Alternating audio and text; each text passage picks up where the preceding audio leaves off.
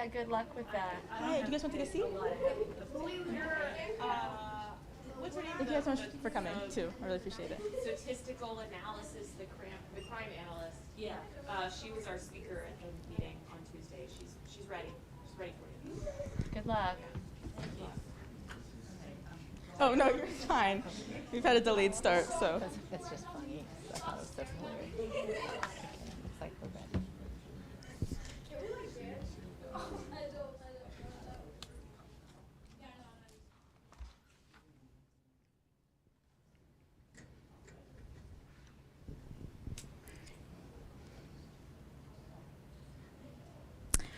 Good evening, residents of Takoma Park. My name is Julia Maynard, and I'm the chair of the Takoma Park Youth Council. Throughout the months of being on the council, we have all realized the importance of being civically engaged. And today is an opportunity for everyone here to learn a little bit more about Takoma Park and what our council members are advocating for every day. First, I'm going to introduce our council who are here tonight, the Youth Council specifically. We have Lul Wandosin, who is our vice chair from Ward 4. We have Ava Badaki from Ward 2, who is our secretary. We have Nuhaman Michael from Ward 2. We have Emma Wida from Ward 3, who is also our social media manager. We have Kala Bond from Ward 6, who is our neighborhood school liaison. And we have Joshua Smith from Ward 6.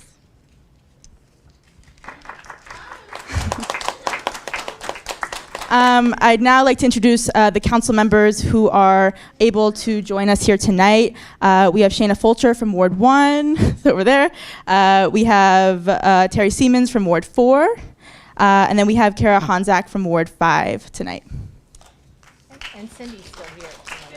Cindy's still here. And we also have Cindy Dabala back there, who has to leave in a few, but is also here. Thank you. We have created a few questions from a range of different topics, from environmental policy to community safety, and we'll allow some time at the end for any audience questions. So I'm going to pass it to Lowell and Ava to moderate this event. Thank you guys so much for coming. Thank you. Thank you, Julia. Okay, so we have 5 topics we're going to discuss today: economic development, environmental policy, crime and safety, transportation, and affordability. After that, we'll open up to audience questions. Council members, feel free to just jump in and answer each question as you'd like. We're going to start with some questions on economic development. So first of all, what are your thoughts on attracting new businesses to Takoma Park?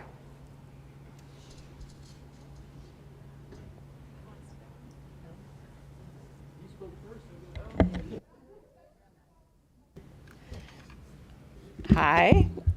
So I am most familiar with Ward 1, and I know that right now most of our businesses are filled in Ward 1.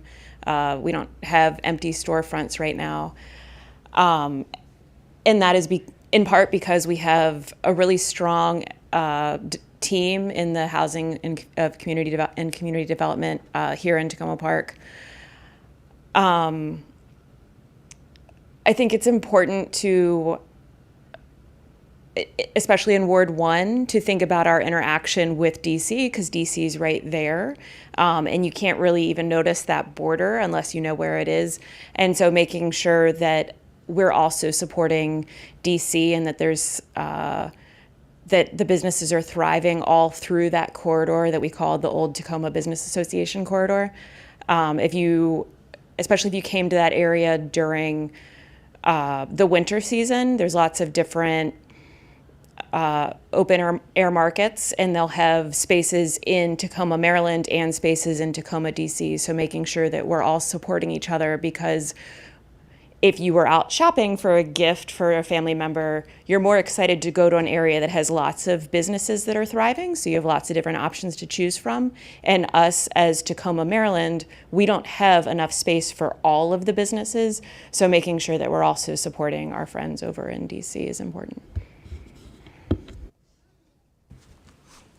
I represent Ward 4, which is basically Maple Avenue from here down to Sligo Creek Parkway, and then up Lee Avenue, Sherman Avenue, and Ritchie Avenue, and a couple of side streets off of there. I think, we have 2 big commercial areas in Takoma Park, over in the Crossroads area, and at New Hampshire Avenue and University Boulevard, and we have the other one in downtown Takoma Park. And we have two business associations that really are instrumental in helping us to attract businesses and to address the issues that the businesses have. But as far as attracting new businesses within Ward 4, we have a very large population, mixed population. It's very diverse, both economically and culturally, and racially. And I think the biggest opportunity that we have for economic development is to assist the many people living in this neighborhood that want to start their own business or already have their own business, and to try to provide them with more assistance to develop and build their businesses. And that's my focus here in Ward 4, and I would assume that will be successful enough it'll spread to other wards too. Thank you. I represent Ward 5, which is, if you look at Takoma Park on the map, Takoma's shaped kind of like an upside down triangle, and then there's like a tall tower sticking out. So that tall tower is the part that's Ward 5, and it sticks out up towards, maybe some of you have been up to El Gavilan or El Golfo, Piney Branch and Flower. It's that area there known as Long Branch, where one of the Purple Line stations is going to be coming in. And when I came in, there are still several businesses that are not filled, and there's even one business right up at the top there. There's a building that burned down, and if you ever drive up there, you'll see it. It looks kind of like it's an unattractive structure right now, just sitting there. It burned. There's doing some slow construction.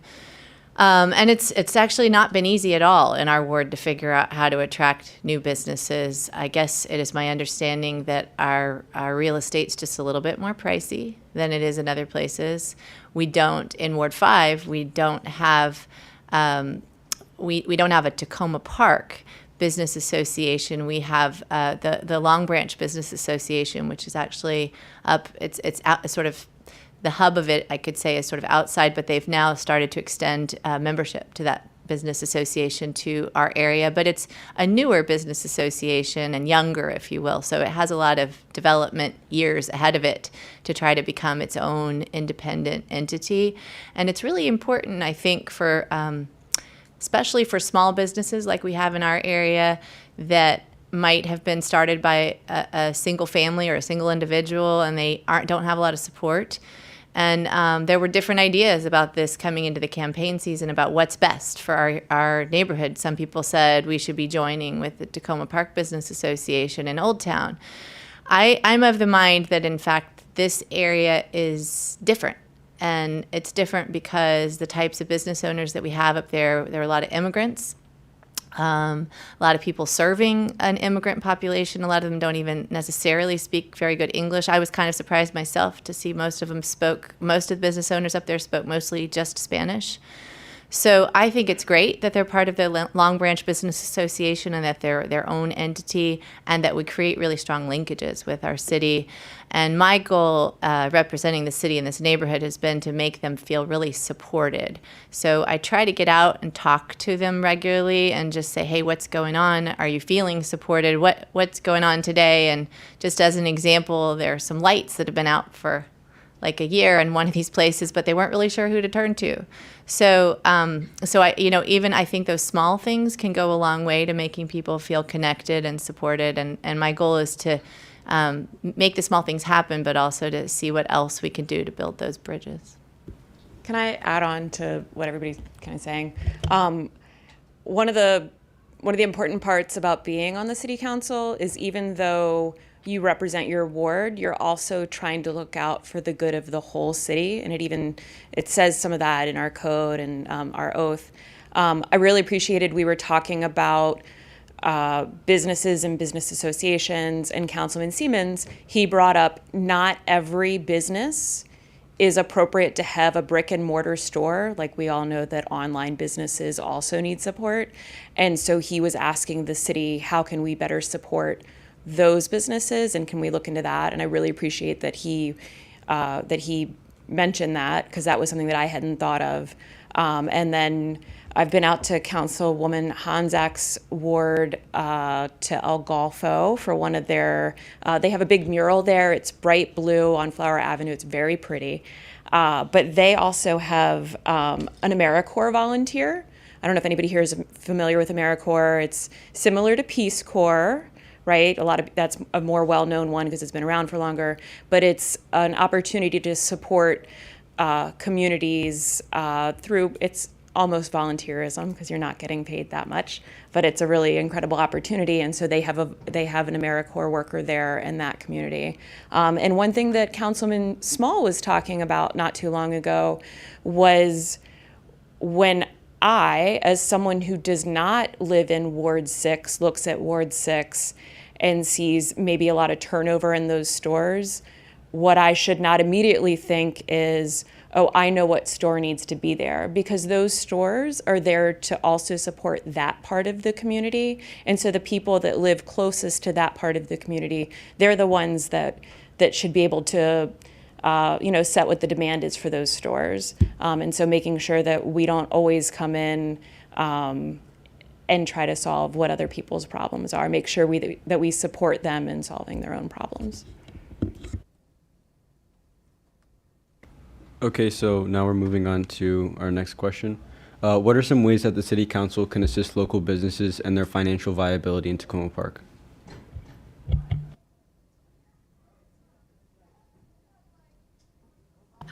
All right, I'll start this time. So we have some programs that I think are really nice. We've had some what I think they're called small grants and big grants. They're what Terry can help me out here because he's been on council longer. I think they're like on the order of $1,000 up to $10,000. Is that right?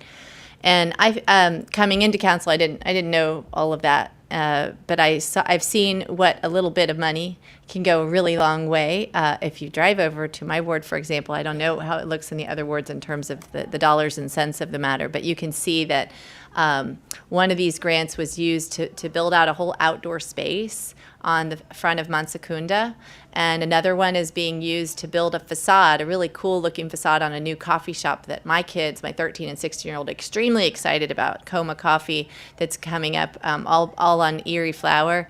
And the aesthetics of business fronts are just really an important way to bring people inside, especially in a place that hasn't had very good success in business. And I think as young people, I speculate based on what my children tell me that really goes a long way to making people want to go inside. So I'd like to see us continue those kinds of programs. And I'm sure that there are more ways that we can support businesses, but I do feel that a lot of that does best when it comes through a business association of some sort. That is my observation, and I'm perfectly open to ideas from others about what that could look like. But that's my general thinking. I think those little things can go a long way.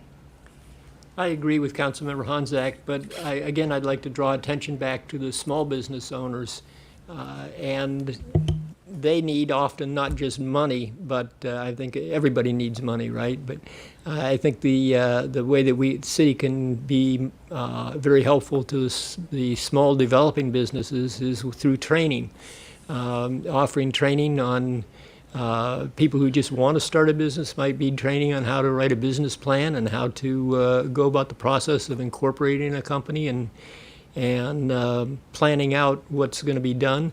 And then even after they have a business and they're moving along, some help with how to do marketing and especially the use of social media to get the advertising out and get customers in the door. I know there's several small businesses here in Ward 4 that are doing well as a startup company, but they again need some let's call it technical assistance on how to improve their operations. I want to piggyback off of what Councilmember Hanzak said the importance of the outdoor spaces during COVID. And even now, we're not completely, like, COVID's not over, right? And some of those spaces are really great, right? I don't understand why we didn't have more outdoor spaces in the first place. It's so lovely to eat outside, and it's kind of weird, especially from the Girl Scouting, outdoors loving person's point of view, that you don't have more outdoor spaces available even before COVID was an issue. One of the things that is coming up in Ward 1, some of you might be familiar with the Streetery in Takoma Park, where Laurel Avenue is in front of Bevco. We're getting ready to do a traffic study to decide what would it look like if we closed down the other side of the street. I'm sure that some of the parents are more familiar with, when I grew up in this area, downtown Silver Spring, like, no one went there. And it really wasn't until they started closing off that street and made it more pedestrian friendly that it started to be a nicer place to go. And so, that sort of revived that business area. Yeah, I think that's it for me. All right, thank you, council members. And then to wrap up our section on economic development, would you like to see the Takoma Junction be developed in the near future? Yeah, Terry, you with the most experience, maybe you want to handle that one first.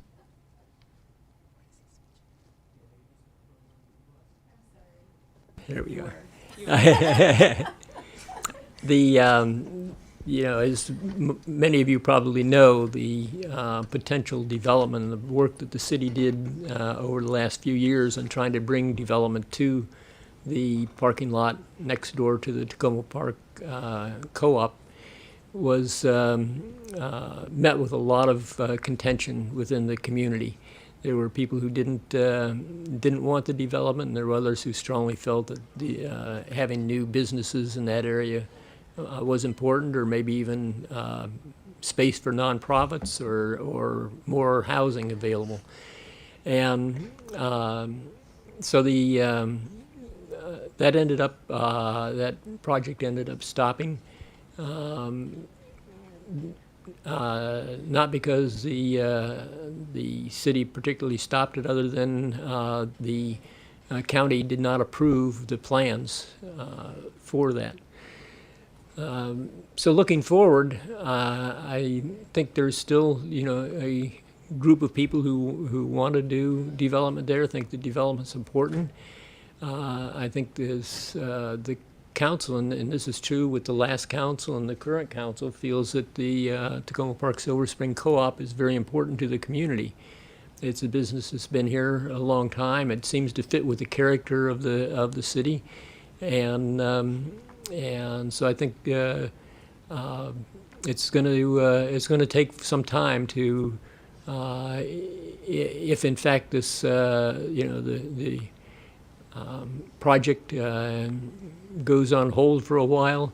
I think it's going to take a lot of community discussion to see what we could do to develop something there that is appropriate for the community, what the community wants, and also is feasible from being able to get permits to get the work done. And there's a lot of traffic in that area. The streets are not configured very well, and I think it's going to just take a lot of community discussion and a lot of planning to move forward with any development there. So my prediction is that it's probably going to be on hold for a while before that happens.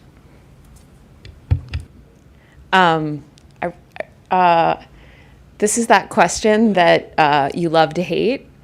I really love that you guys asked this question because it is that, let's throw a match on a stack of hay and light up a fire kind of question that you shouldn't be afraid to ask. I was recently interviewed by a journalist student at University of Maryland who's not from this area, but her two roommates are from this area. And one of her first questions, what's the deal with the junction? I didn't like how divisive we were as a community with the development of the junction. It seems to me that there is a project that we could have done that could have made most people happy. And while I do value the co-op, it doesn't make sense to me to be so protective over a parking lot.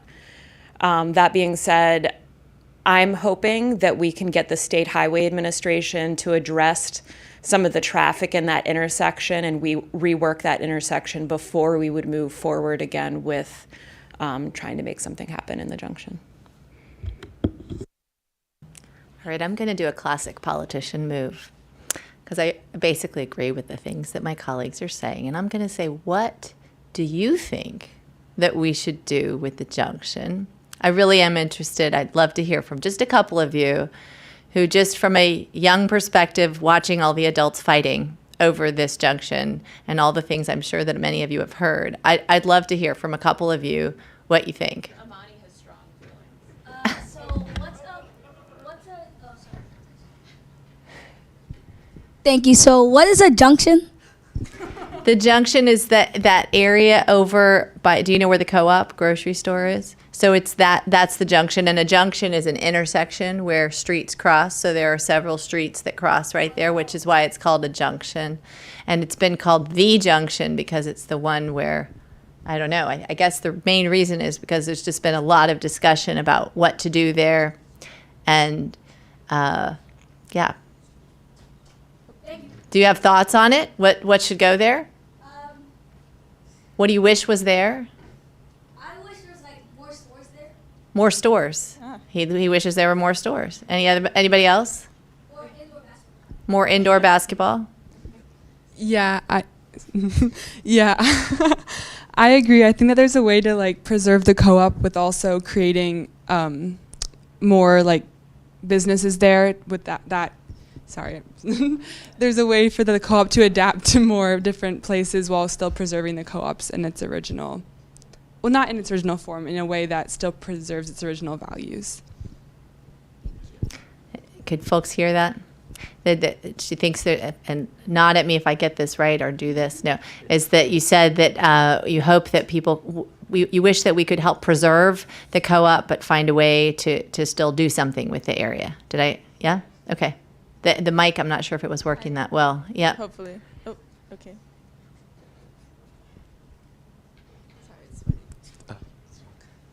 So, Yeah, keep it close to your mouth, and then I think we'll be able to hear you. so I just think that what would work well with the co-op there is some type of greenery, maybe to take off a section of the parking lot between, or like just keep like a section between the co-op and just the parking lot, but like take out a huge chunk and like put some type of greenery or something there that's like not a building, but something that the community can use, and where people can be attracted to that space that is next to the co-op. Yeah, so something there, preferably something green.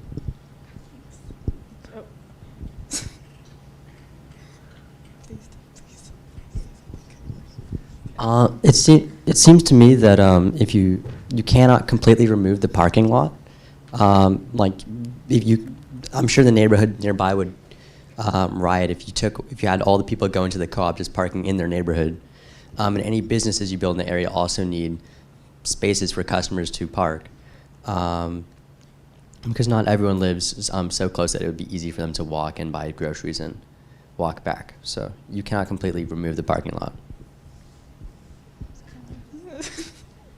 Oh, okay. We'll take one more. Okay.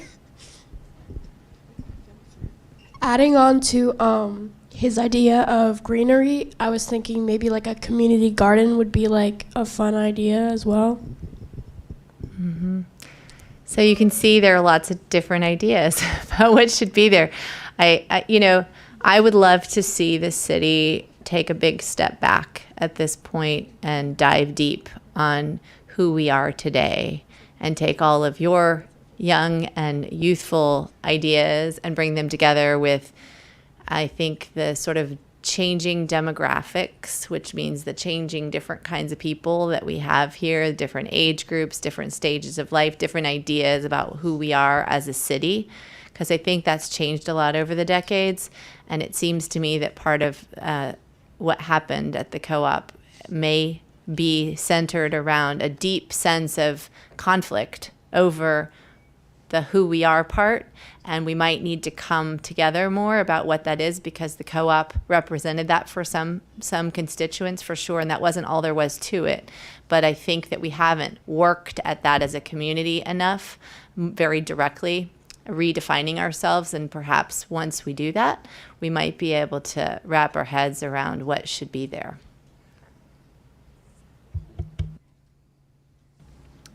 So after this, we were supposed to move on to audience questions. If you have any questions about like the previous slides on economic development, no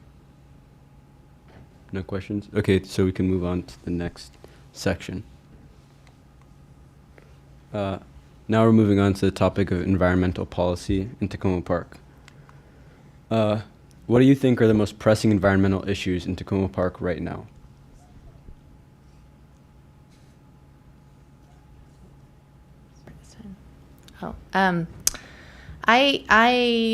If you've heard anything from your adults, or if you've actually watched some of the council meetings, you'll see I've spoken a fair amount about climate resilience.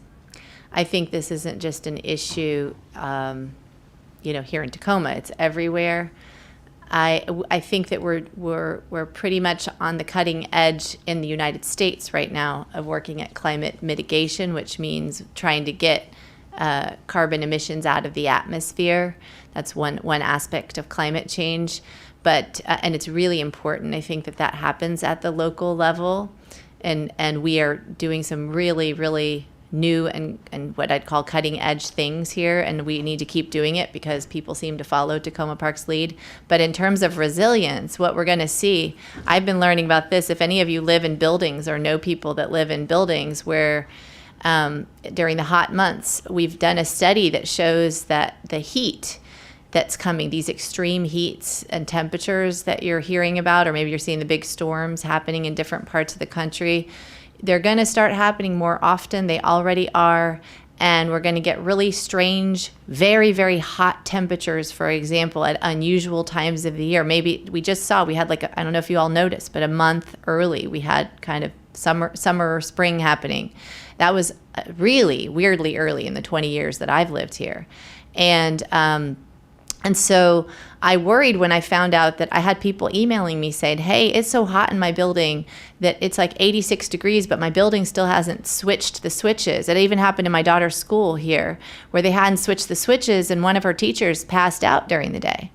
And, and then inside of residential buildings, people were getting really hot. But the management said, yeah, but if we switch it now, it might switch back again to being cold, and then people will be cold, right? So the systems that we have in our buildings are not ready, nor are our policies. Our policy right now, we now have a policy that says you can put you have to have air conditioning in every residential building. But I believe the start date is, looking at my colleagues, I'm trying to remember. It's a fixed date is what it is. I believe it's in May. But the thing is if you have a fixed date like that, then what happens when the weather gets really wacky in April or the week before that happens, and maybe it gets so hot that you have elderly people in their apartments that don't have air conditioning? I don't think we're really totally ready for that. So to me, that is a pressing issue because people can die. And there are a lot of other pressing issues, but this is an issue of people that could really, really die, especially vulnerable people. And it's not easy to solve. It's very expensive to get air conditioning units to every single person that might need them, or to overhaul an entire building and make sure that every single, let's say, apartment within a building has its own air conditioning. This is a very expensive thing to figure out. And it's a good step forward that we now have mandatory air conditioning, but it's probably not adequate. So your generation is going to be pressed to tackle these problems with us, and hopefully we'll come up with some better ideas than what we've got right now. Yeah, I would agree with climate change. We talk a lot about stormwater in Takoma Park right now, and Just these events are very hot, and then they're also often bringing a lot more water than we're used to having. In 2020, 2021, a retaining wall fell in my backyard because, it wasn't built to handle the amount of rainstorms that were, I think that was the big rain that we had in September, was 2020, 2021. And so you probably saw other retaining walls also fall due to the big rain that we had during that time. And then also just making sure that as we make the decisions about how we're going to combat climate change and how we're going to combat carbon emissions, making sure that we're being very holistic in our views. A lot of the electric vehicles that we see being manufactured right now, there's a huge environmental impact in how we make those cars. Making sure that the lifespan of that car is worth it in order to save those carbon emissions. And the battery technologies that we're relying a lot on right now, lithium, there's only a finite amount of lithium that's available in the world. So keeping that in mind as we're trying to run more on batteries. I'm going to look at this from a different perspective, because I certainly agree with both of my colleagues up here that climate change is a key issue for environmental issues. But I think the biggest concern that I have is with the public awareness. People my age and other adults look at the climate and say, well, this is not normal. We were seeing big storms that we never saw before. But younger people, that's becoming the norm for them. That's thinking this is the way life is. I think it's important that we do real, that our young people, such as you, pay real attention to this, because this is, as Councilmember Honzak said, this is a problem that's going to take a long time to solve, and this is going to be probably one of the biggest problems that you all face in your lives. And so I think you need to pay attention to what's going on with climate change and help put together the solutions that are needed to make sure that life continues in a comfortable way for everyone. All right, thank you, council members. Our next question is, how can green spaces be enhanced and created in the city?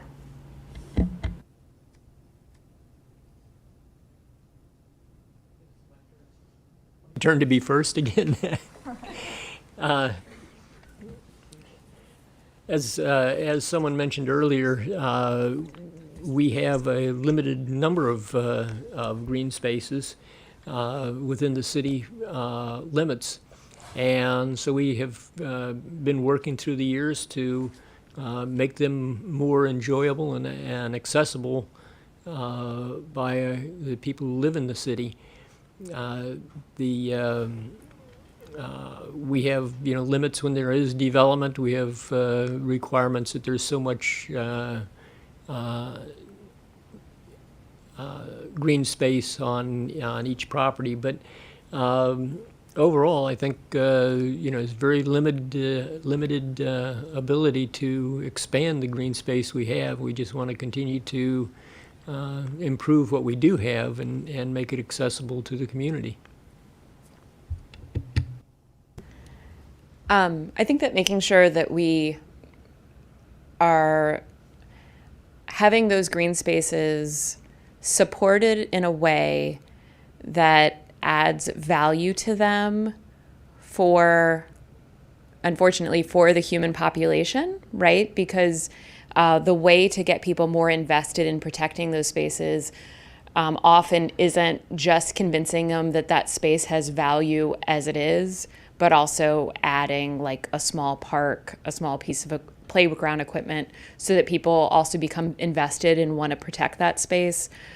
There's a lot of groups that are also doing native plantings, and that's another way to make people more interested in taking care of that place is, adding in an aspect of gardening that we can participate in and interact with that space. And then also educating people about the value of green space is important in order to make more people value those spaces so that they're willing to spend the money that it takes to take care of those places. Because a lot of people look at those green spaces and all they see is a lost opportunity to develop. They don't necessarily see the green space that adds value to the community, how it is.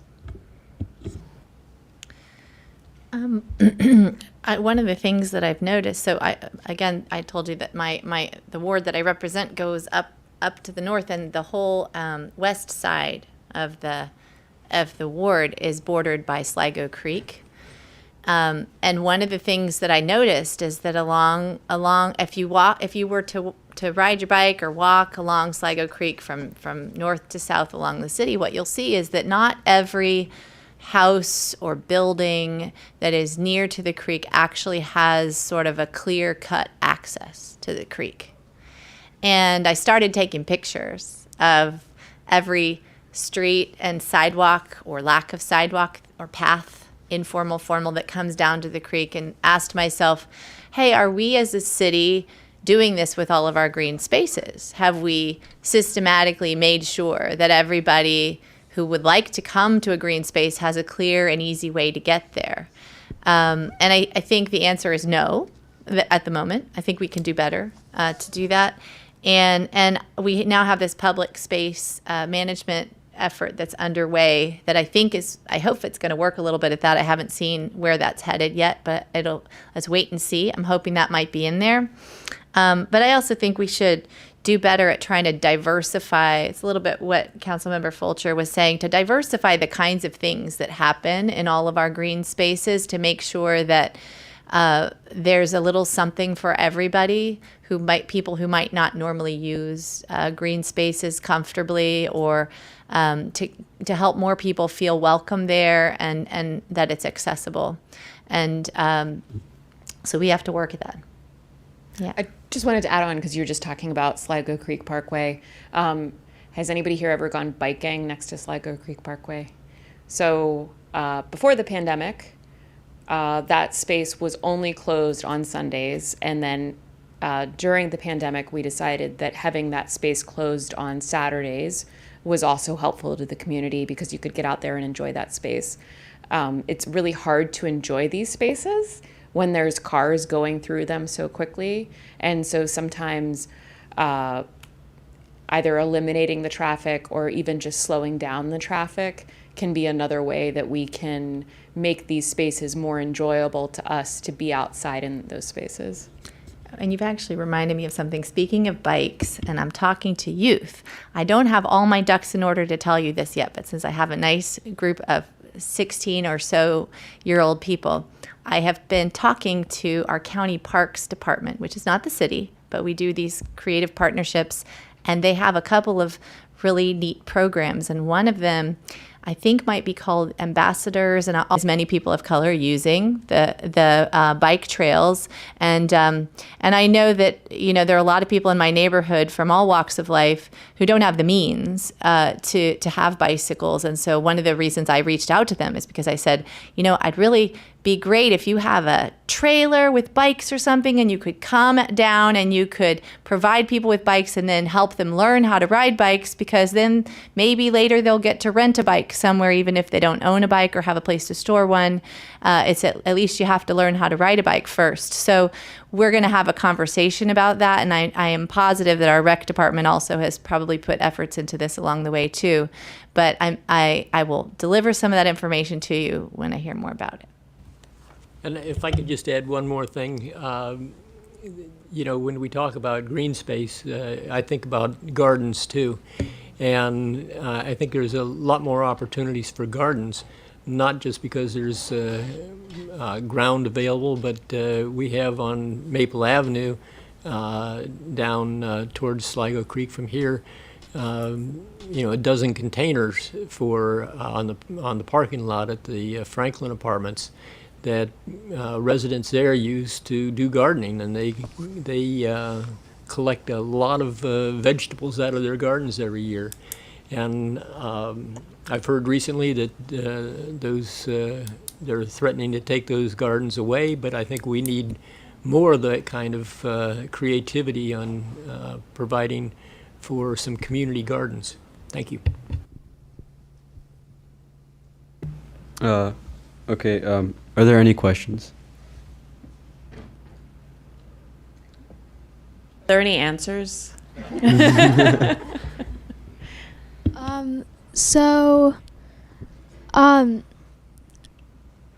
I know we were talking a lot about Piney Branch, Sligo Creek, and I noticed that there were a lot of invasive species and vines, and I think that is important because a lot of them are climbing up onto the trees, and that's really important for keeping the air clean and a whole bunch of stuff. And I was wondering, are there any organizations or groups of people that other community members could support? And if there are, do you know how you could? I know a couple of them. There's the Friends of Native Trees Takoma is a good one to look into. And they're trying to get more native trees out there, and they do some invasive pullings in on Sligo Creek during the week. There's also The Weed Warriors. the Weed Warriors. Which umbrella group are they under? Are they under? There's the Mobile Takoma. I get a little bit confused which ones are which groups, but the Weed Warriors I see out all the time. They focus on removing non-native species from the parks. And I actually recently was talking to them about, wouldn't it be great if they were able to come out and do some educational work too. I personally find it really educational whenever I'm walking around, seeing them doing their work. They're very receptive to answering questions as you're walking along the way. But I find it very educational to find out what they're pulling on any given day. And I appreciate that they stop their work for a few minutes to talk to me because they work very hard. Another very active group in Takoma Park is the Friends of Sligo Creek. Yep. That conducts different events, including cleaning up along Sligo Creek, but also some educational programs too. I also want to add on to this. In the Takoma Park newspaper, I saw an article about, was it a photographer or someone like that? They took pictures of multiple trees with English ivy on them, and I feel like that's a big problem in Takoma Park. Like a lot of trees, they're dying because of English ivy, and I feel like I think there's an organization tasked to cutting down English ivy, and also in the article they were advising people, if you see English ivy, use scissors, cut it down. They had instructions on how to cut it down and save the trees. So yeah. English ivy can be really hard to thoroughly remove, but to put a dent in it is pretty easy. The roots are pretty shallow, and it's very satisfying if you see a tree that has English ivy around it to cut it all and come back a couple weeks later, and it starts to brown, and you can tell that tree's going to thrive because you did it. But being the rebellious youth that you might be, and thinking about budget, since we're in budget season, we only have a few people on staff in the city who are tasked with managing our plants, and who that's specifically part of what they do versus just having to go out and mow and make sure things are tidy and clean.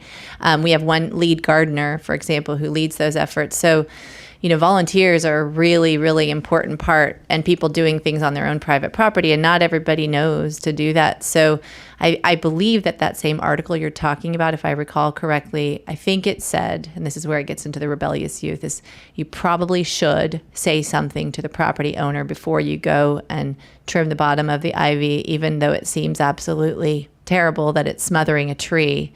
it would be wise to tell them, and then hopefully you will have educated them too, hey, you're going to lose your tree if it doesn't happen, and it's real simple. I'm ready to help you out. I was even thinking of organizing something like that in my neighborhood. It's something any of you could do in your own neighborhoods.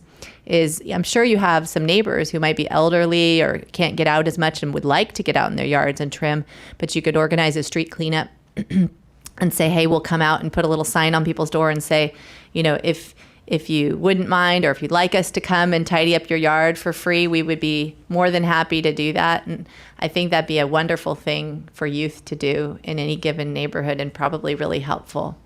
I can't help myself because we're on this topic. A lot of people think that English ivy is helping them because they think that it's helping to stop the erosion of their property because it has roots and it's holding the land down. But the roots are very shallow and it's not very good for that. So it's another thing that's important to educate people about. And I would just, as far as education goes, suggest that you make sure to know what poison ivy looks like before you go out there to pull any vines. You'll save yourself a lot of grief. So now we're going to be moving on to our next topic of crime and safety. What are your thoughts about crime in Takoma Park? I'm ready. I think that our police department is doing a really great job at helping with the crime that is happening, but no one is in control of what makes someone go out and decide to commit a crime, and we can't. The things that we know have long-term impact, but the hard thing is when you have a crime wave like we do right now, and the solutions that I'm talking about are more like 10 years down the road solutions or 15 years down the road solutions, but making sure that you have a police force that is invested in your community and is also well educated about how you want them to treat your community is very important, which I think that we work really hard here in Takoma Park in order to do that.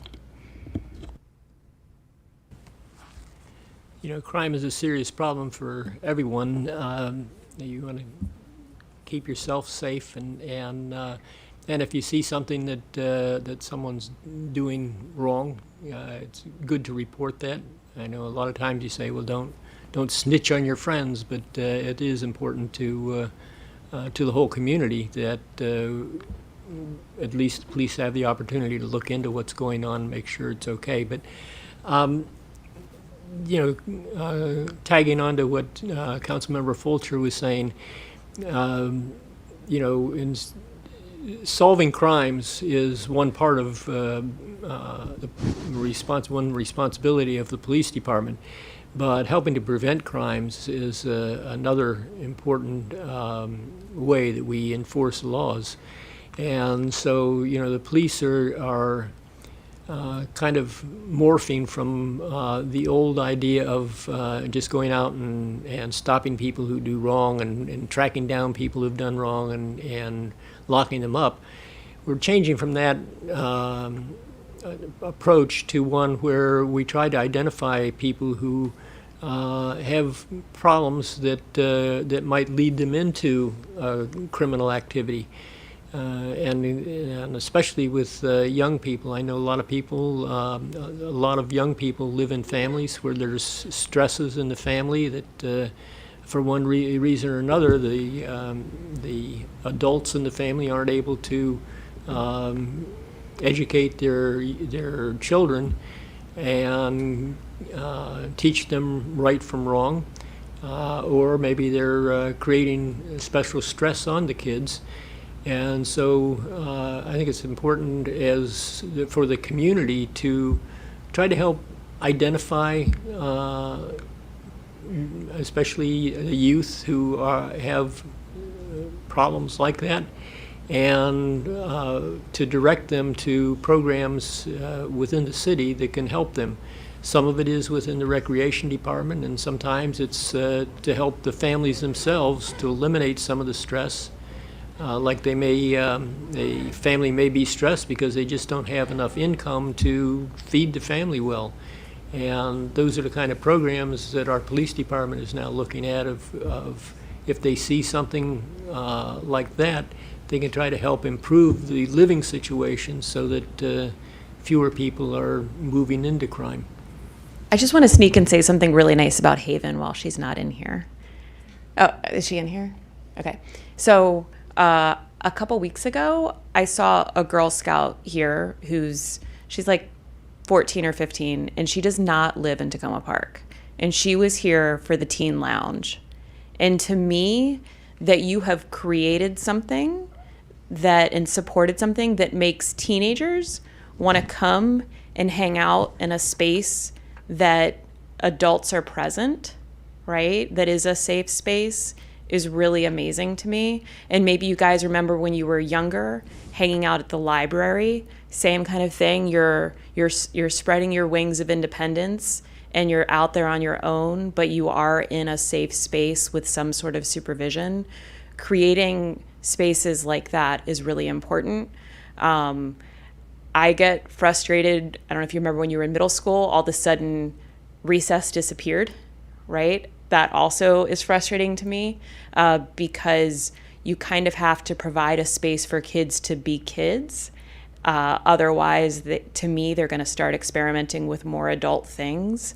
And so I would love to see the public schools allow you guys to have more of that social time, more of that recess time, because you can't be on your best behavior all the time, and you need to have some of those socializing things too.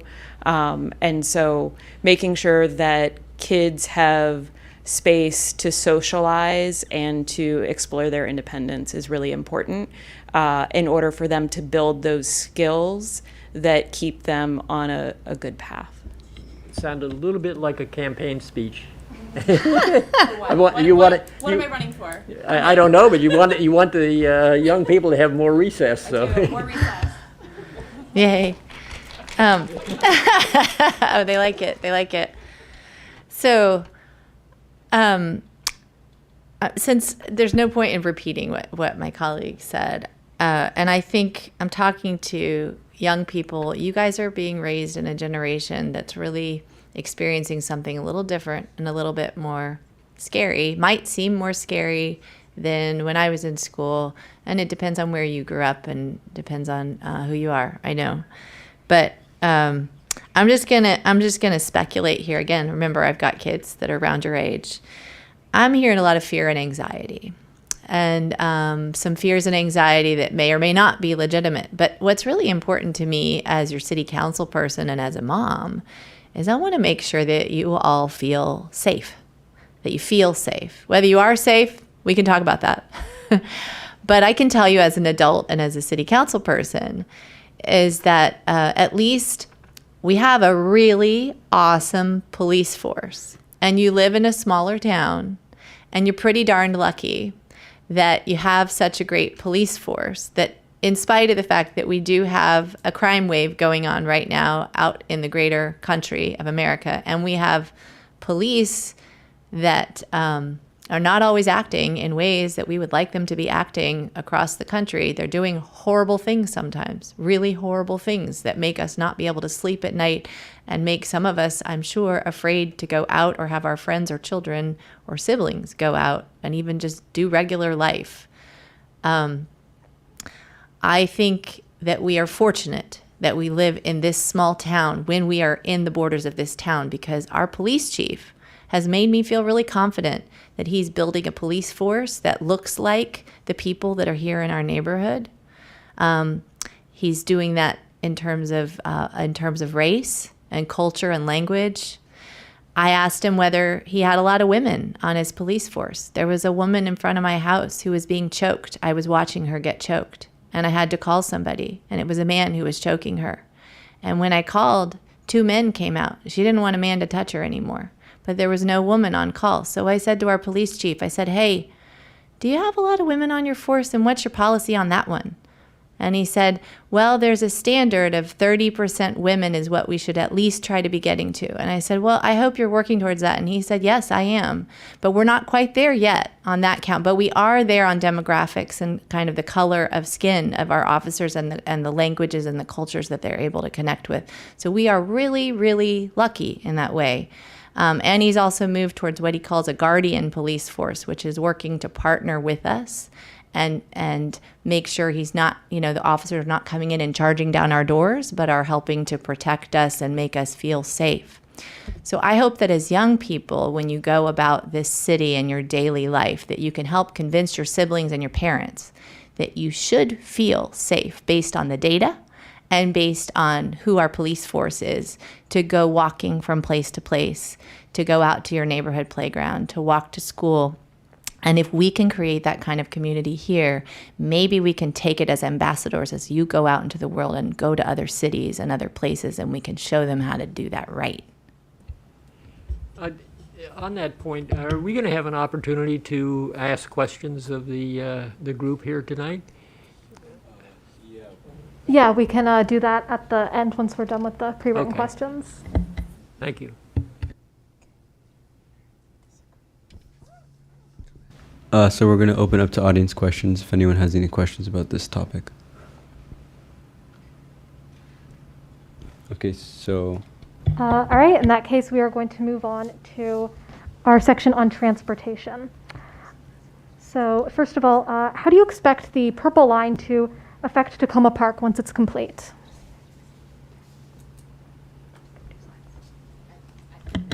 I mean, I can talk about that. I don't know that much about like how the purple line especially will affect Ward 1, right? Because we're so far away from where the purple line is going to be coming in. Concerns that I have are, raising rents in that area, and raising housing prices in that area to a point where people that are sometimes suffering through this construction. I don't know if any of you guys are new drivers or working towards that, but it's a bumpy ride out there on New Hampshire right now. And so, while these people are living there and enduring the construction, you want to make sure that they can also afford to stay there after the construction's over and reap the benefits of being able to hop on the purple line to go to the places they need to go to. Yesterday, when I went to the farmers market grand opening over in along University Boulevard, I heard a discussion from one of the state delegates about pushing for a development of the property across the University Boulevard and wanting to see businesses and higher priced housing in that area. And I think it's just a sample of what we're going to see as the purple line approaches a finish. There are a lot of low-income people living in that area, and I think the developers see it as an opportunity. I know they have bought up some of the land over there in anticipation of potential new development, and so we'll probably see some more stores over in that area. But I think we'll also see there's going to be a lot of push towards trying to gentrify that area and provide for higher priced housing in that area. And I think that as we here in Takoma Park, and a lot of that's outside of the city itself, but as we here in Takoma Park, value having the economically diverse neighbors, I think it's going to be very difficult for us to control that because it's not in Takoma Park. But I think it is going to change our community in a lot of ways. So and up where we live, we're next to the station by the Giant. They call that the Arliss station. And when I imagine what's going to happen soon, I think about all the times that we all wanted to go over to Bethesda for the evening. It's like, that's really kind of far, or the parking's going to be crummy. And I think about people who say, they pay a whole lot more if you go get yourself a quick job over at the restaurant, over in a Bethesda place than they would pay here. which has pluses and minuses, right? I can imagine a lot of people who live here right now, including my own kids, who would much rather go work at the pool over in Bethesda and make maybe $20 an hour than work here and maybe make 12. And I know that's not supposed to happen, but they aren't always paid the whole minimum wage. So I think that the pluses are then that money comes back here, assuming people stay living here, and they spend that money maybe somewhat here, but it might be a mixed bag in terms of people having the choice then about where they want to do their business and where they want to spend their money or where they're spending most of their time. And so if we can't keep housing affordable around those stations, as my colleague Siemens was saying, then and that's going to take a lot of work on our part, and it's not all in the city of Takoma Park. It's outside, so that may not happen because we're not really in control of that as a city. Then a lot of the people who otherwise would have liked to go that direction, in fact, will be booted out of their houses, and that ideal of why the Purple Line partially has been constructed will not be achieved. So one of our challenges right now as a city is to really try to see what are the levers that we can pull and advocate for to try to make sure that people who live here right now and around the stations really get to take advantage of the goal of the Purple Line, which was to make the whole area more equitable.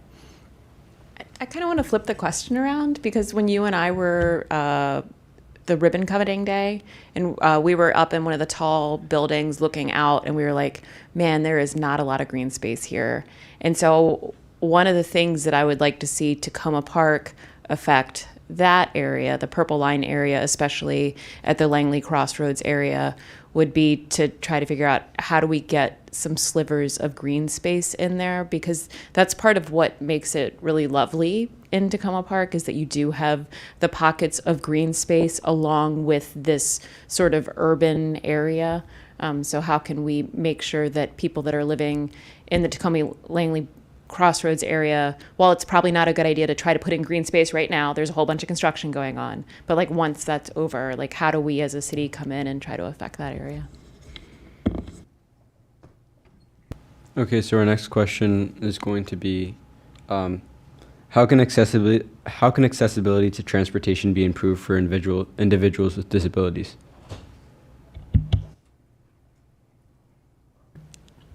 I'll just tackle this one since I haven't been first on any of these. I don't know about improve. One of the things that our city's working on right now is Americans with Disability Act, right? It's ADA is what that stands for. ADA, you'll hear a lot. And ADA sidewalks means that we have wider sidewalks than what you'll see in a lot of places. I think they have to be about 4 feet to 5 feet wide to be considered to be ADA accessible, and then have the little ramps that you see at the end. So a lot of our sidewalks are not there yet. And it takes a lot of money to replace sidewalks. So we're slowly working towards trying to get all of our sidewalks to be ADA accessible. And that's really, really important for people who have those kinds of disabilities. There are a whole array of disabilities. I'm thinking of physical right now. But I think it's important that we continuously make progress on that and don't just set it aside and say, well, I don't think we'll fund as much of that this year. But it does, it takes time to get there, and making sure that any new transportation that we build really takes various types of disabilities into account, especially as transportation becomes more complex. We're going to have, bicycle lanes and pedestrian access and street cars still, and we need to make sure people can move within those spaces. Let's say if you were blind, or if you were hearing impaired, or you're on a walker, that's real tricky actually sometimes to make sure that all of those spaces are easy to navigate and that people don't get injured. And so I think that's definitely a huge responsibility of the city to make sure we're paying very close attention to that, such as if we were to redo any junction, any intersection across the city that has a lot of moving parts.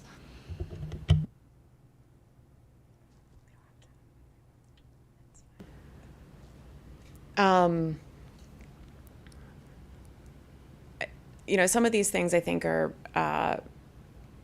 important that we're working with other agencies, other level of governments, because we as the city can't solve them by ourselves. You know, like we aren't in charge of like the ride-on buses, and we aren't in charge of the metro buses, and so everybody on the Takoma Park City Council also takes part in other organizations like the Municipal League for Montgomery County, for Maryland, and then also the Council of Governments. The Council of Governments has like a transportation board, and we get together and talk about transportation as a whole region to make sure that somebody with a disability isn't stuck in Takoma Park, right? They're able to travel throughout the region. And so making sure that we are advocating for everybody on making our entire metro area a place of accessibility for individuals is important. And I would just like to point out that over the last, I don't know how many years, 5 years or more, the city has been focused on making sure that all of our sidewalks are accessible for those with some type of mobility handicap. So putting ramps in at each of the intersections and things like that for wheelchairs. Going forward, I think we just have to be paying attention to what the other needs are in the community, and listening to people on what the needs are, so that we can come up with the ideas to solve the problems. All right, thank you, council members. And so now we're going to open up the floor to any questions people might have about transportation.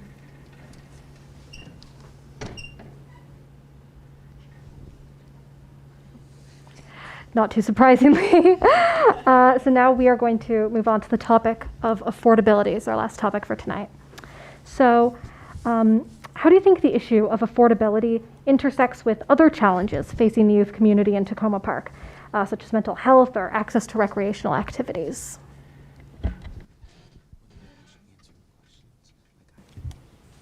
Well, when you put in the intersection, that changed my answer.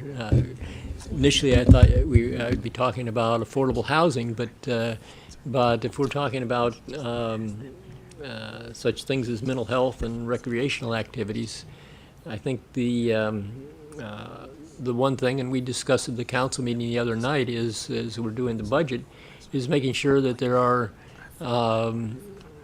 scholarships for recreation programs for those who are on limited income and don't have the extra money to participate in recreation programs. And so the city council is providing the recreation department, as we have in the past, but with money to provide for the fees for people who cannot afford them. And the mental health is a big issue that I think communities around the country are really just beginning to focus on how we can address helping people who do have some emotional or mental problems.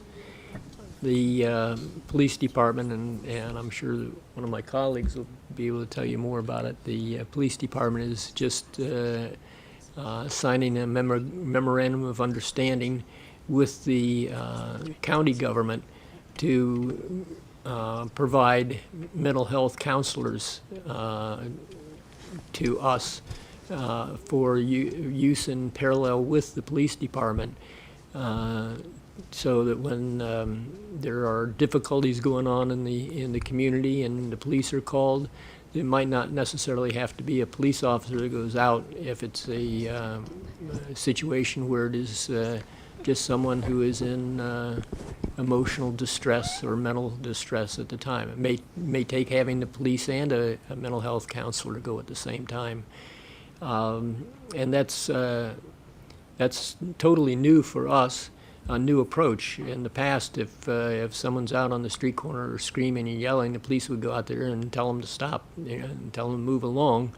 And now if they're out there screaming on the corner, somebody, counselor may be going out there to say, gee, what's the problem? How can we help?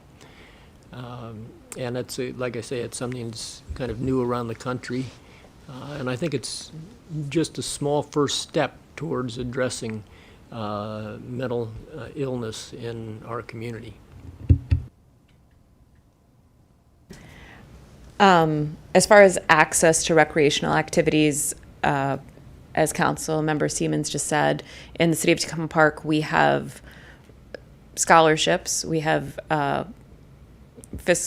financial help for anybody who needs it. And I asked a few weeks ago, like, what is the number of scholarships that we budget for? And the number of scholarships we budget for is as many as needed. And so there's not a wait list to make sure that you can get that help. If you need that help, we're going to provide it. And I know that right now we're using, sort of a grant that we got from the federal government in order to fund that. But it's been pointed out to us that we only have this grant for a couple more years. And I know that all of us, are looking at the budget and trying to figure out, like, okay, well, how are we going to make sure that we continue to provide this, because it's so important to provide the financial help for the youth in our community that want to go to those, to go do those classes and participate in the recreation that we have here.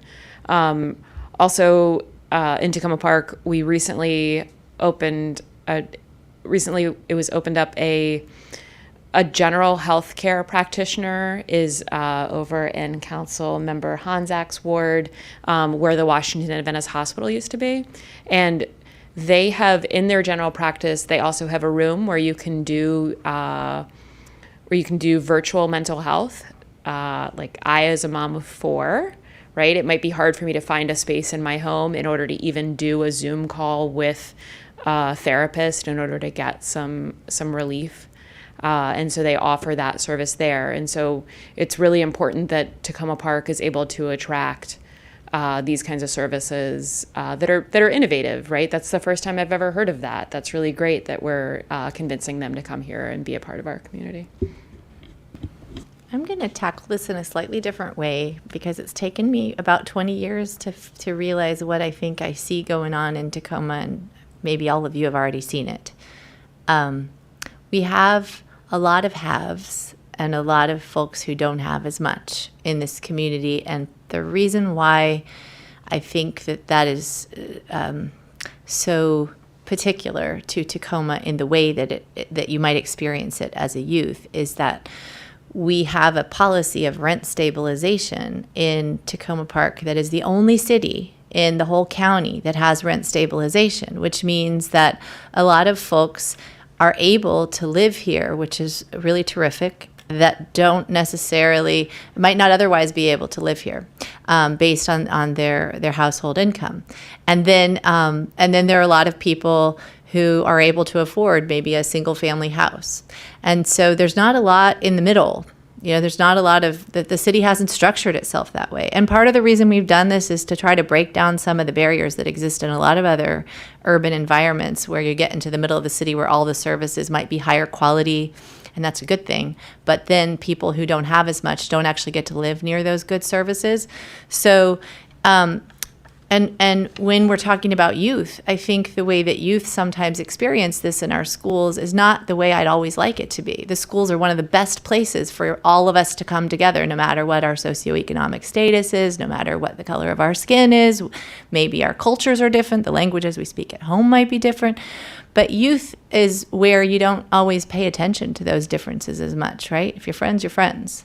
And but one of the things that we don't do as well in the wider society, and we're not doing as well as I'd like us to be doing here, even in Takoma Park, is to play together, and to then socialize together everywhere in all aspects of our lives. And I think a lot of that is because of our socioeconomic backgrounds. Maybe it's not comfortable, maybe it's not affordable for, your friend maybe can't afford to go to the movies today and everybody was going to go to the movies, or whatever it is, And so I'm really interested in doing everything we can as a city and beyond to try to figure out how we break down those barriers. I think that Takoma soccer is one of the great places where those barriers are broken down, because it's, $50 and volunteer coaches, and a lot of people are able to afford that price point, and I think there are scholarships there.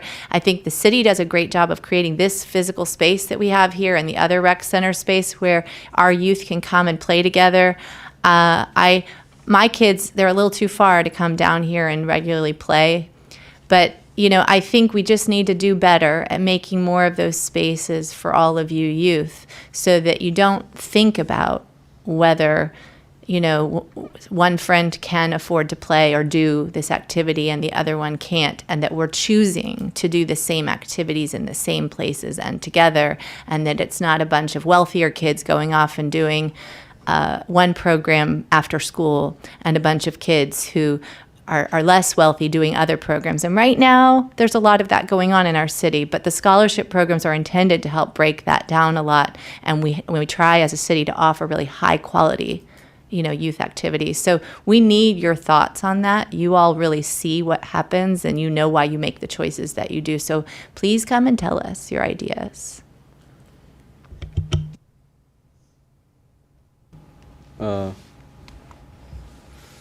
What role does the City Council see itself playing in the effort to provide affordable childcare options for working families in Takoma Park, especially those with low incomes?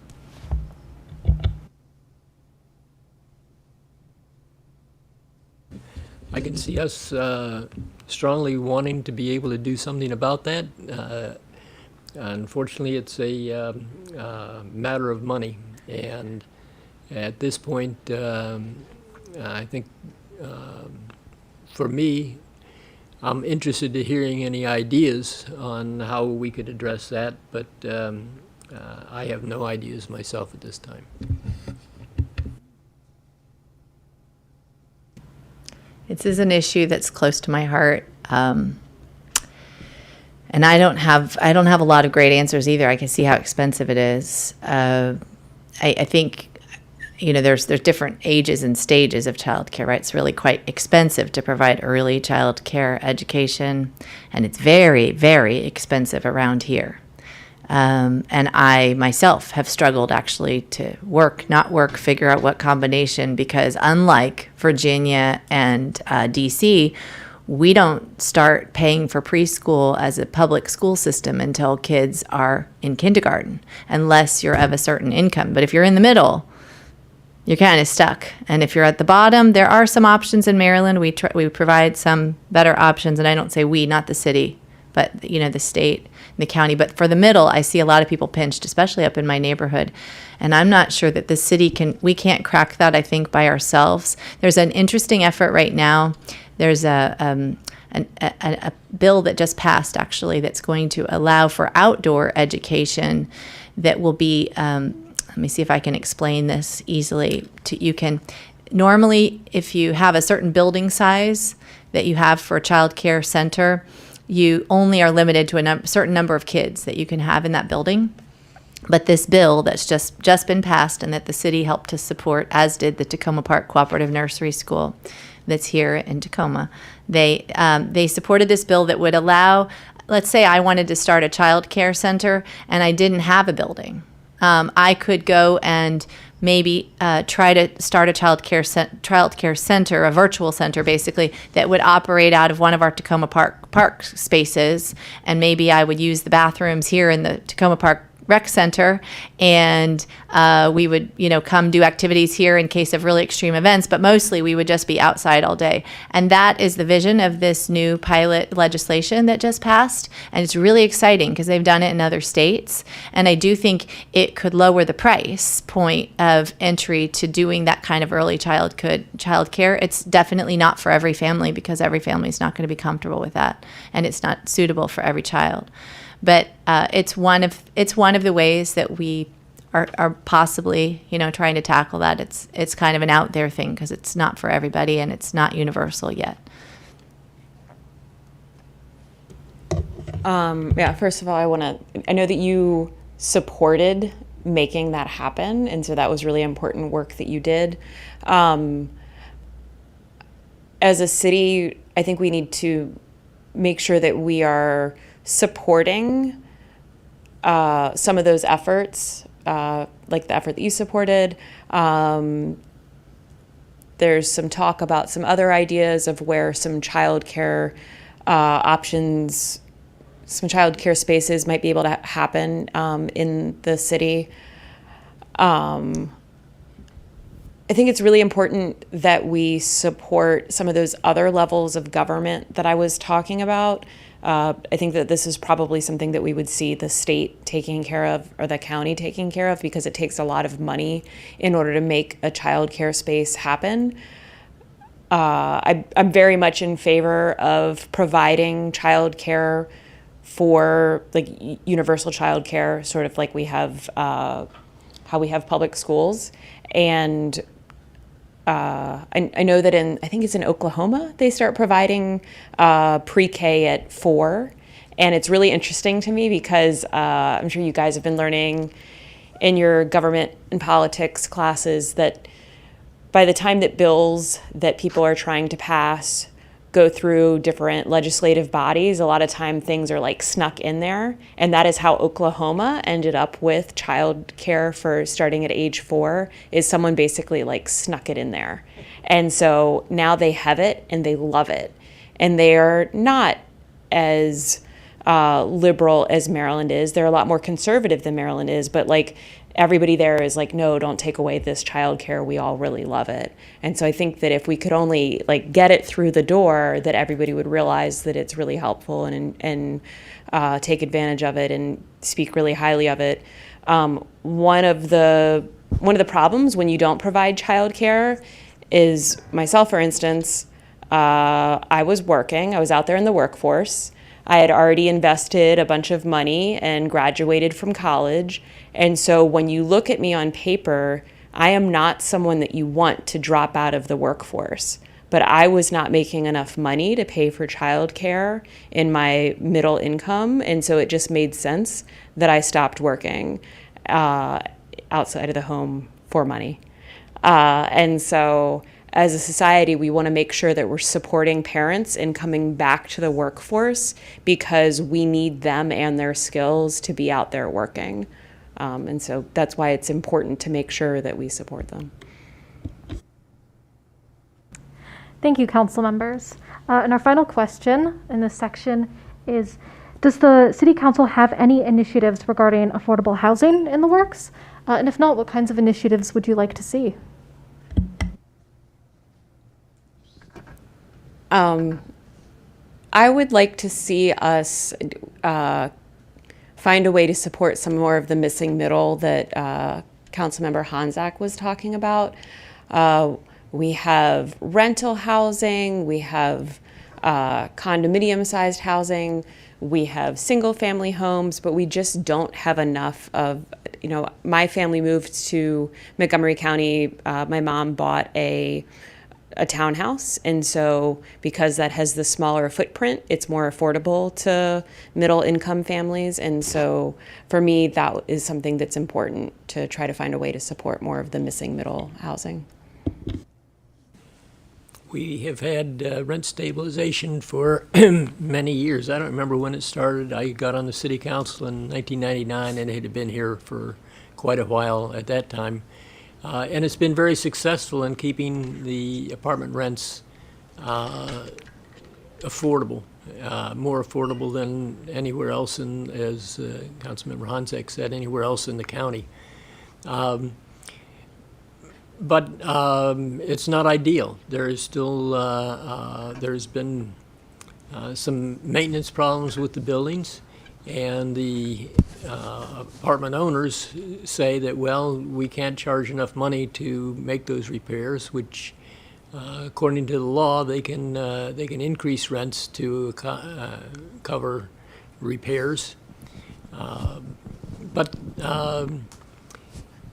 as we have seen buildings run down in condition, we have partnered with other organizations such as Montgomery Housing Partnership, which is one of the county's largest affordable housing companies at this time. And when they have purchased a building here in Takoma Park, we have negotiated an agreement with them that we would relieve them from rent control or the rent stabilization if they would continue to provide affordable housing. And they do it. They use a different model, which says that, well, everybody isn't going to be at the lowest income level, that we will accept tenants at various levels of income. So it's a mixed income buildings, and that model seems to be working very well. I anticipate that we will see more of that here in Takoma Park. I think that we're also going to see some, not in the near term, but in a few years looking forward, we're going to see more redevelopment of some of the properties because they are getting quite old now. And so at that time, I would expect to see, again, more of the mixed income buildings. I am really just going to echo both my colleagues because that's what's on my mind is the missing middle, and I believe that the quality of our affordable housing right now is really not good. I hear it and see it every day. I've had to walk in on multiple units where people are pulling me into their units and saying, take a look at this, and it's appalling, really. No one should be living like that. And yet I also have landlords coming to me, and I'm talking more smaller landlords, but saying, where's the motivation to fix up my building? I can't even get reimbursed for my expenses. I can just go across the street and buy a building, and I can pay for my renovations. Why would I want to stay here? And it's tricky. So we have to find some ways to motivate and enable different landlords at different levels to be able to provide that kind of quality housing and still make it affordable if possible. And so I think that from everything I've been learning so far, and I've got a big learning curve ahead of me still, I actually invited a professor to come out and talk to me so I could learn more about the lay of the land on all affordable housing issues, and there's so much to learn. That I do think in general that mixed income housing is probably a better way to help guarantee that the people living in the same buildings are getting higher quality housing as a building, so that all the issues you see in, say, a whole building that are not so good are not being experienced by everybody. But again, I have a lot to learn. I actually suggested to this professor, I said, couldn't we do an affordable housing big conference in Takoma Park, knowing that this is the place where we've worked so hard on affordable housing, and you could host it right here in Takoma. So we'll see, but I'd like to see that happen. So that's the end of this section. We also received a question from Maeve Monahan. Is she here right now? I don't think she is. But she emailed us a question. She said, my name is Maeve Monahan, and I'm writing to submit a question to the Town Hall Youth Forum. My question is, are you planning on developing a policy on how to get approval for community art projects done in public spaces as a part of the Takoma Park Public Space Management Plan? I don't know what's in the open space plan itself, but I know that we have been talking about more public art and community art around the city. And we receive emails from people interested in doing that. So I think it's something the council is going to be bringing up in the near future. Yeah, we've all been talking about it, but also it's budget season, so we're very focused on budget right now. I'd be really interested to see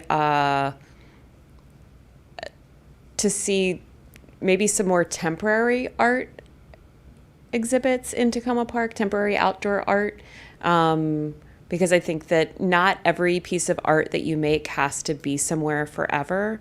And then also, I would kind of be interested to see, I know that we have some artists that are sort of rebellious in the community. I would love to see, especially for, kind of like your age group or a little bit younger than you, art as rebellion sort of class taught in the community.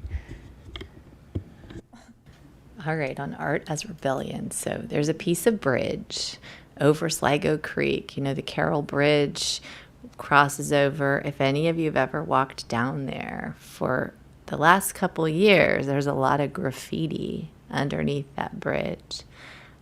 You are youth. I'm assuming it's youth maybe doing some of this artwork. I don't know if it's any of you, but there was this, I began to take like photojournalism style of all of the pictures that got drawn. And I have it still, haven't used it yet for what I'm going to tell you about. But people were layering, so that I don't know who was doing it. Actually, still haven't found out if it's the city or parks. But every time that something would get drawn, every so often, some institution like maybe the city or the parks would come in and paint it over with gray paint. At first, they used the color of the bridge and they made it really nice, and it was probably expensive paint. Then they got to different colors of paint. They thought maybe if they went with white paint or black paint, then they wouldn't paint over. Then they were like, oh, look, there's a canvas, and they began to paint on top of it again.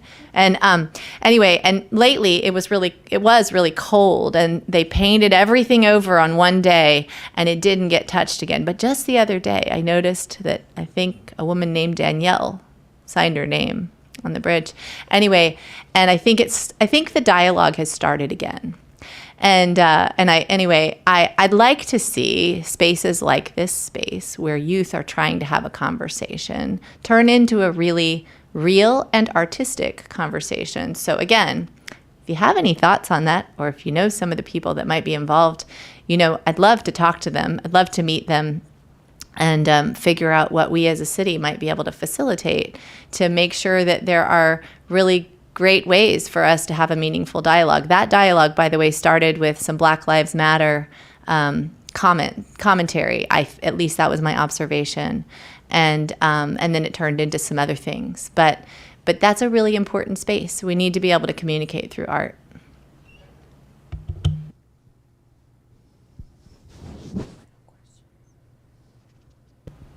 So that's the end of our slides and our pre-written questions. Are there any questions from the audience?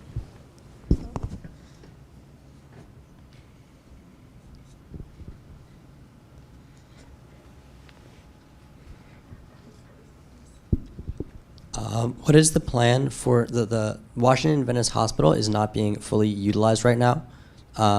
If you go up there, you can see that a lot of it is not being used and never looks busy. What is the plan for that space? I'll go because that's my ward. You're right. It's not being used. I think I'd like to know the plan too. But what's happening is this past month, I think April 1, the hospital was being, ever since it was shut down as a hospital, I'm not sure if there was a intermediate time, but there was an urgent care that was there, then the urgent care closed down, but the hospital building itself, the larger building there, was being used to house long COVID patients, and just on April 1st, they just closed that down. So right now, the hospital's not being used. There's an annex building that's actually separate that has a lot of physicians' offices still in it, and that's separate from the hospital. But the hospital itself isn't used, and there is a plan called the Minor Master Plan that is now under development.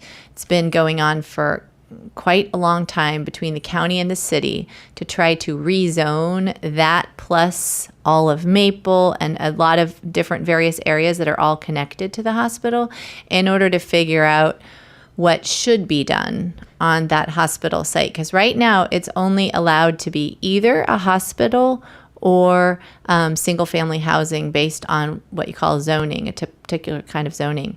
So they are just, the city county minor master planners are just getting to the point where they are going to finish their recommendations. They just presented those to us, last week, I think, and that just verbally, and we're soon going to be getting a written report from them.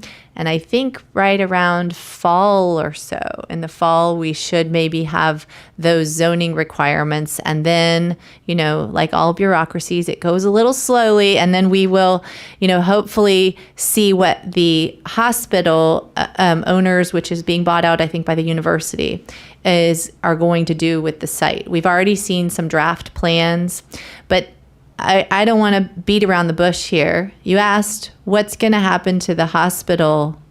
It's going to stay empty right now unless we try really hard to do something about that.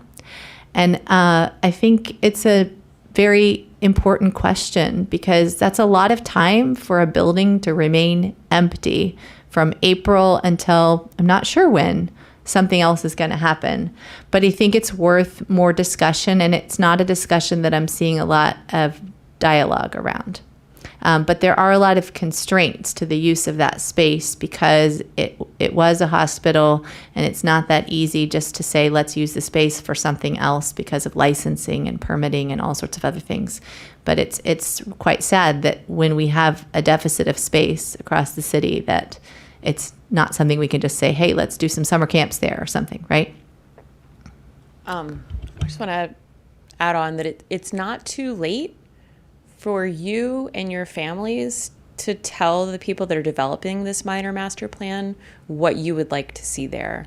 And so I'm asking you, please go home, pull it up on your phone, be like, hey, parent, check this out, and let's weigh in on what we think should happen with that space, because it is not a done deal at this point.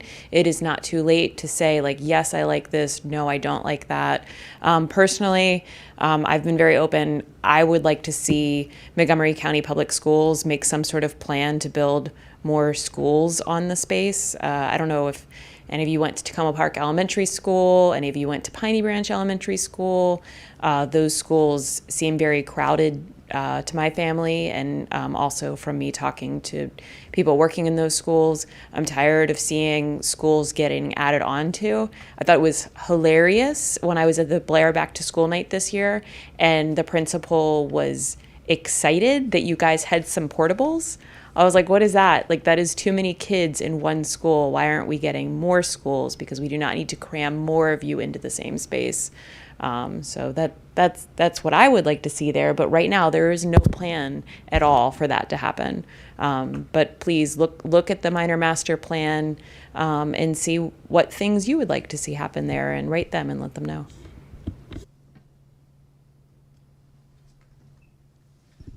So this question could have a lot of different answers to it, but basically, are there any projects that you guys would like to see the youth put out there, or I don't know how I'd say this in different words, but are there any projects or events that you'd like to see more in Takoma Park for more for youth, I guess?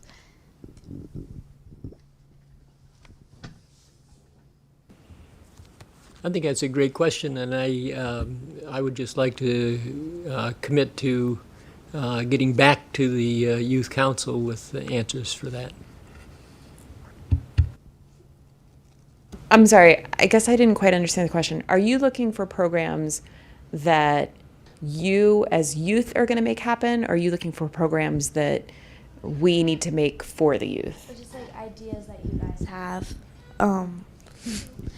that we could do, maybe more as a council, that. Do you guys have any ideas for us, or just Yeah, we could really use your help on getting more of your age group involved in the city of Takoma Park.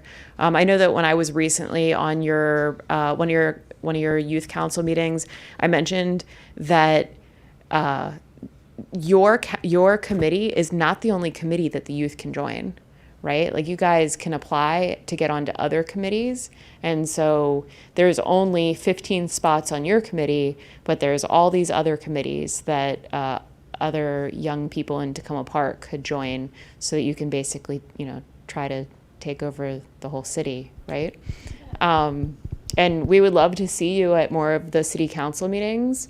It can be scary to come to those because you might be the only person that looks like you at that meeting, your age group. But that just will make people pay all the more attention to what you say. And so you should come join us there. That's the same reason it's scary to me to go to the council meetings. I don't see anybody else in my youth group or in my age group. I was just going to say, too, Councilmember Fulcher and I, when we were running for office, and we both happened to have high school age kids, we said, well, you know, in Takoma Park, you can vote when you're 16, right? But we would love to help get the vote out, not only for 16-year-olds that can vote here in Takoma Park, but to talk to not just 16-year-olds, but young people in general about getting their parents to vote, not just in Takoma Park, but all around here. So we would love to have your support on, you know, get out the vote initiatives, like building momentum towards the next election cycle and helping get people registered to vote, helping to get the word out, and helping to sort of tap into the youthful energy, the kind of persuasion you know you have over your parents to, you know, to be like, did you register to vote? Are you going to go out and vote? And did you get your friends to do that too? Let's go together. Or should we give so-and-so a ride? You know, that's just your youthful energy and your enthusiasm for doing that, especially right now when a lot of the adults around you are looking kind of cynical about democracy, you know, could really go a long way.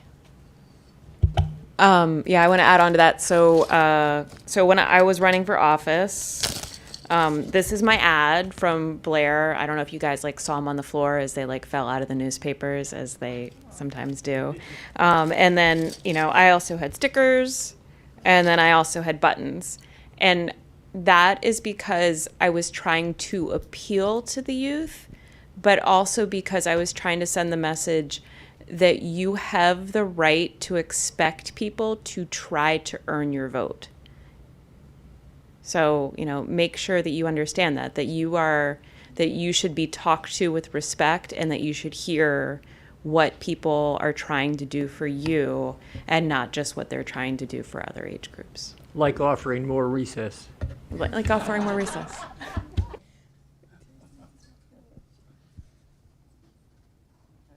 And do we have any more audience questions? In that case, that's what I was about to say is now I'm going to give the council members an opportunity to ask our audience some questions. So Councilmember Honzak. Well, actually here, I just have an appeal. So I'm 48 years old and I do have children. However, I am terrible at social media, just terrible. And I have been called out not only by my 16-year-old son and my 13-year-old daughter, but also by a whole group of people who are younger than me, most of them, who said, hey, you know, you got to get out there on social media. Well, I said, I need help. You know, I really need help. So if anybody is interested in lending Councilmember Honzak some support on some social media or anything else like that, I would be oh so grateful. Because it feels really hard to navigate as a person in my age bracket, and anyway, and it would help me understand what youth are looking for and how they want to hear information and how they want to get information. So, you know, I'm talking about anything from just an hour here or an hour there or something, you know, longer term support. Like, you really need help, Councilmember Honzak, you know? I would like to go back to something that Councilmember Honzak was talking about when we were talking about public safety, and just throw it open to the group of you. Do you feel safe in your school, and do you feel safe in this community? Personally, I live in a neighborhood where there's been a few shootings with people, and like right down the street from my bedroom window. So, you know, sometimes like the police have done some things about it, but like sometimes it doesn't feel like the safest. And I know we've had some like school threats, so it's like sometimes I do feel safe, but other times like it's a little iffy there, here and there.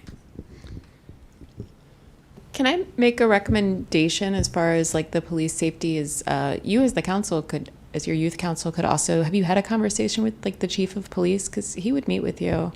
I think that that would be really good. I mean, also, yeah, asking him some of the hard questions that you guys have. And I worry about you guys when you leave our community, when you go off to college and you're in areas that don't have the same level of respect from your police as we expect our police officers to have in Takoma Park. And so I would like for you to try that relationship, to try to have that good relationship with the police.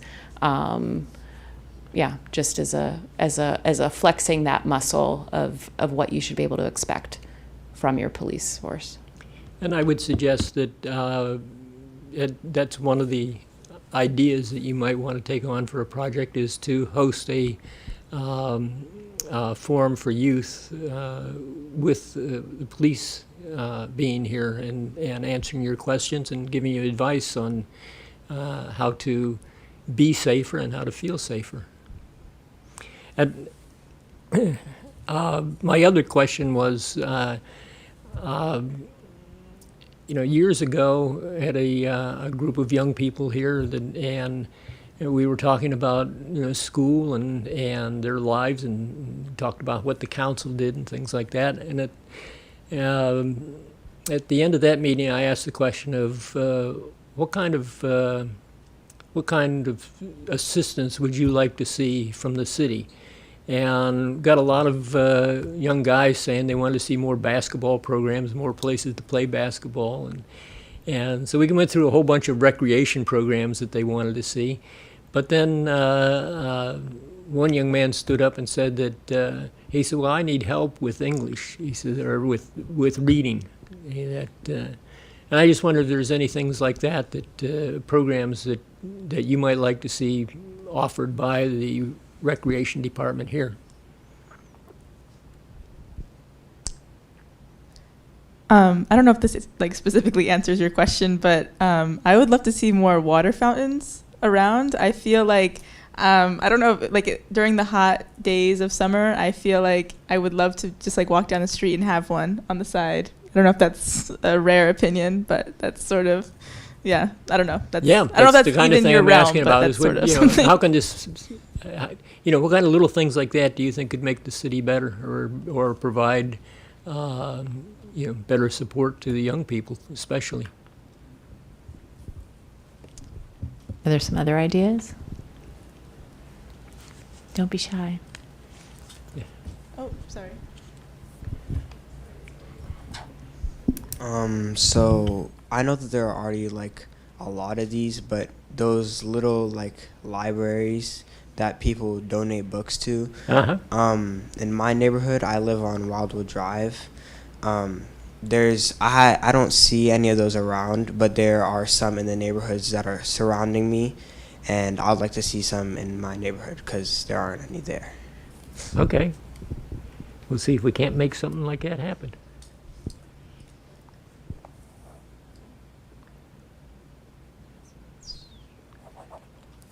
I would actually I want to go back to this public safety issue, because we do have to, I know that probably a lot of you, excuse me, are at Blair maybe, but, or at high school already. But, you did go probably to middle school and elementary school here, and there have been an unusual number of tragic things happening at schools, and I would like to know how safe you're feeling.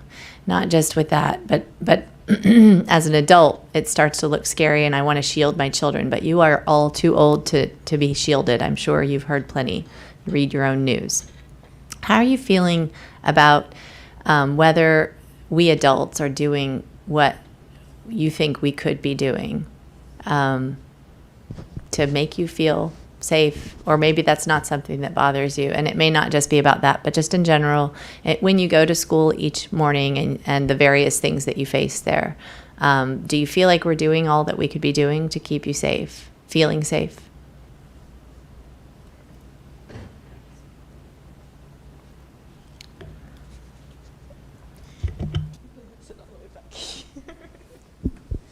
The school does not have much ability to do more than it does. Like, they've taken the doors off the bathroom stalls because kids are using drugs, but that has no deterrent effect. Like, because teachers and security guards do not want to go into the bathroom, so it's like it has no effect. And it's like they're trying to impose closed campus, but they can't do that. In my opinion, the school is relatively safe. Like, if you don't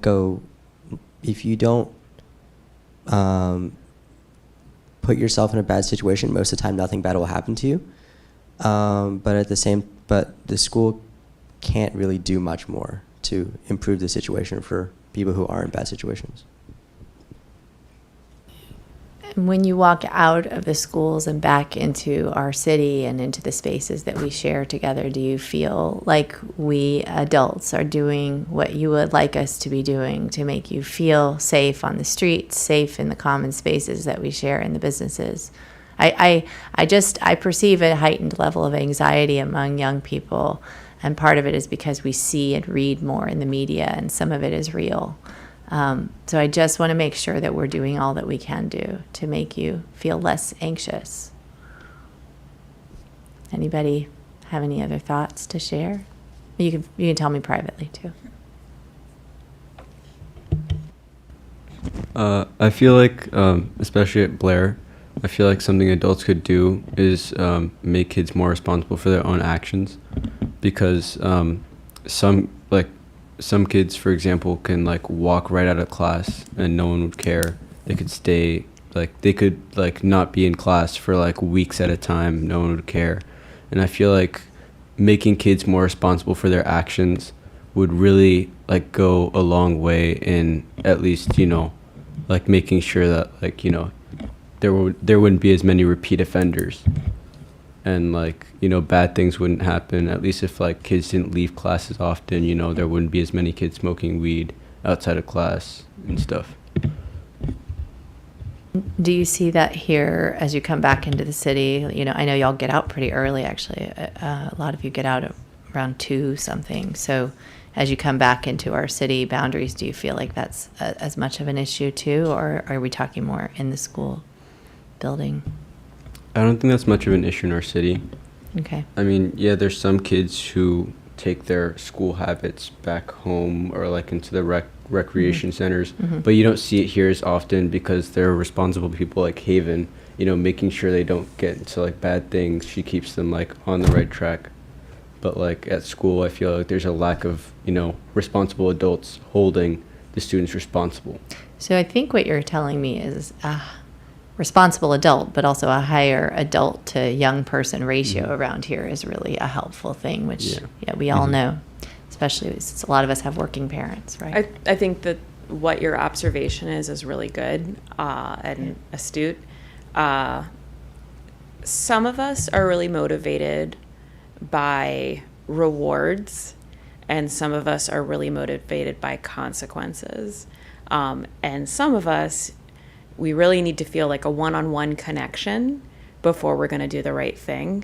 Unfortunately, one of my kids is like that, and so it's hard for me to get them to bend to my will in a given situation. They really need to have a connection built with me, and so I worry about them as they get older and they get into classes that are bigger, and what that interaction looks like with a teacher who's managing a class of 30 plus.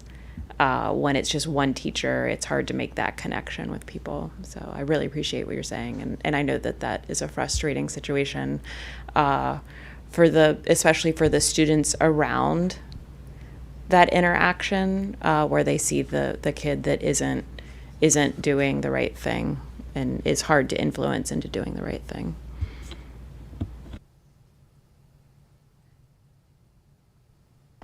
Do we have any more questions from the council to the audience? Go ahead. I just want to say that that being in your 40s and that being considered to be young to be running for office is too old for that to be considered young to be running for office. And so you should start thinking about what your contribution will be as an elected official. And it takes all different types of people to run, to be in office. Not everybody's an extrovert. There are introverts here as well. And it is not one type of person that's meant to be in office. And we should all be taking turns serving our communities. And feeling that you don't know enough isn't a good reason, because we have adults that get on the council that feel they don't know enough too. So Yeah, I'm gonna go on that too, because there's a lady who ran New Zealand. I don't know if any of you were paying attention to her. She was pretty inspiring, fairly young, and a woman. Ardern is her last name, and I just learned 2 mornings ago that she's going to be going to Harvard as a fellow, because she stepped down. She got burnt out as the leader of the country. And one of the things that people said about her was that she often wore her heart on her sleeve, and she was too compassionate. And I love hearing her talk. So if you see a chance to hear her, she was really inspiring to me, because sometimes I think the same thing is like, one of the reasons I avoid social media is because I don't like people calling me names, I don't like to be called names. Who does really? And, and you think, oh, well, maybe I should be tougher, or maybe I should just be hardened to all of that. And if I'm not, maybe I'm not the right kind of person to do this stuff. And when you hear her talk, you realize that, even if that's the kind of person you are, in fact, those are the kinds of people we need, because those are the kinds of people who maybe feel, and all sorts of others, who can feel what other people are feeling, who maybe are afraid to step up and be in leadership. And she talks about being so afraid in the morning that she couldn't even eat her breakfast, and I think, wow, and she was the president of a country dealing with extreme terrorists and COVID and all of that. And as we look at all the anger that's circulating in politics all over the country right now and all over the world, really, we need leaders with hope, with positivity, with a heart on their sleeve, who are ready to maybe feel a little bit of pain and figure out where to channel that, and still keep going. I'm going to say the obnoxious thing that I say whenever I'm around your age group or people a little bit older than you. I failed some classes in high school. I failed out of college. I kept going. It is okay to fail, but you have to keep going. And just because you have some failures doesn't make you a failure, and you can keep going. And I realize that there is so much pressure on you at this age from parents. And I realize that you're all very smart, and that some things are going to come easy to you and some things you're going to have to work at. And it's okay. And just keep going. And with that, I think this pretty much concludes the Takoma Park Youth Council Forum. So thank you so much to everybody for coming out tonight. And thank you so much to our wonderful council members for giving us their Thursday night. And thank you. Thank To you. everyone. And thank you for sitting through us talking at you. And we'll get off the dais if anybody needed why to don't you take come selfies up, and come stuff. up here and sit over here. We'll take your pictures if you want to.